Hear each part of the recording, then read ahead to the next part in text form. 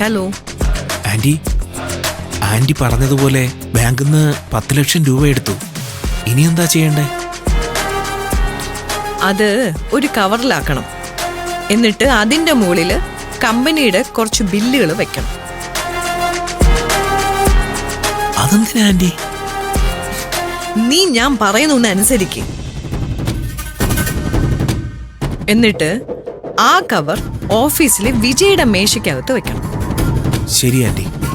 കുറച്ചു കഴിയുമ്പോൾ ഓഫീസിൽ നിന്നും വിവേകിനോട് ആ കവർ എടുക്കാൻ പറയണം. അതെന്തിനാ ആന്റി?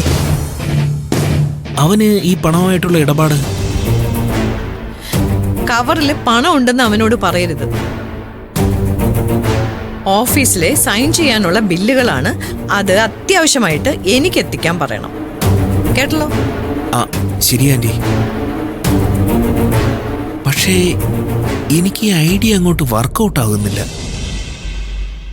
കുറച്ച് കഴിയുമ്പോൾ അതിന്റെ റിസൾട്ട് അറിയാം. അപ്പോ വിജയ് എന്നെ വിളിച്ചാൽ മതി. പിന്നെ ഒരു കാരണവശാലും ഈ പറഞ്ഞ കാര്യത്തിൽ ഒരു പിഴവ് സംഭവിക്കരുത്. മനസ്സിലായല്ലോ? ശരി ആന്റി. ശരി.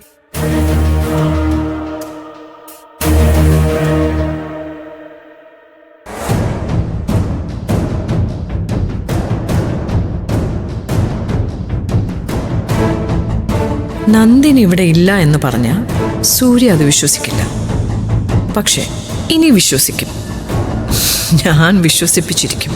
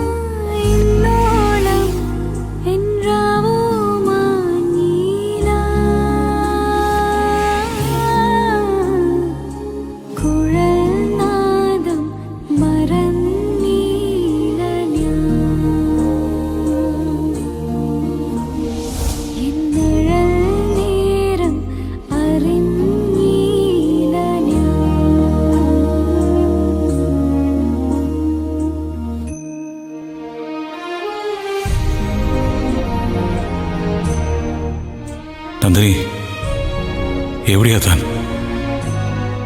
എന്താ എൻ്റെ അടുത്ത് വരാത്തെ?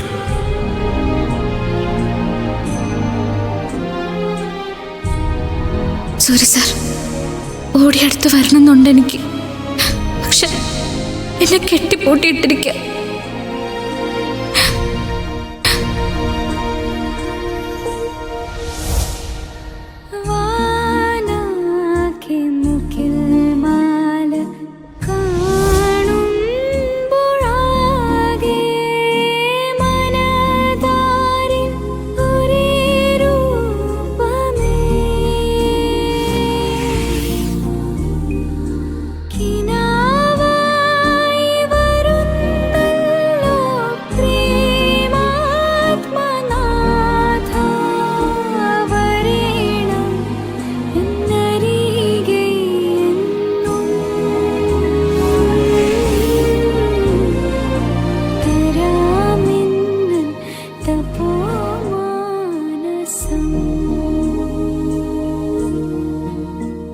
നന്ദിനി, ഇവരൊക്കെ പറയുന്ന പോലെ എന്നെ ഉപേക്ഷിച്ച് പോവോ താൻ? ഇല്ല സർ, നന്ദിനിയുടെ പ്രാണൻ പോകുന്നത് സൂര്യ സാറിന്റെ കൈ പിടിച്ചുകൊണ്ട് തന്നെയായിരിക്കും. അത് ഞാൻ താന്നിയൂരമ്മയുടെ മുൻപിൽ എടുത്ത തീരുമാനം.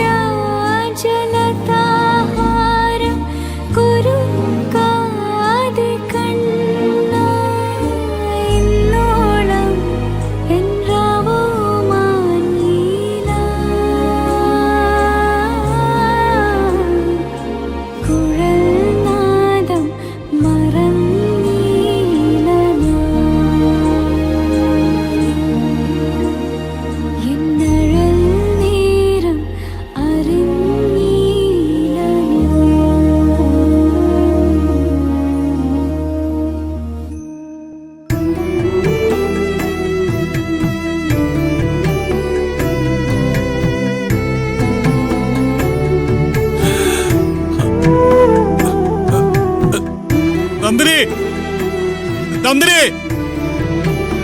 നന്ദിനി ഞാൻ വിളിക്കുന്നത് താൻ കേൾക്കുന്നില്ലേ? നന്ദിനി നന്ദിനി എന്റെ അടുത്തേക്ക് വാ. നന്ദിനി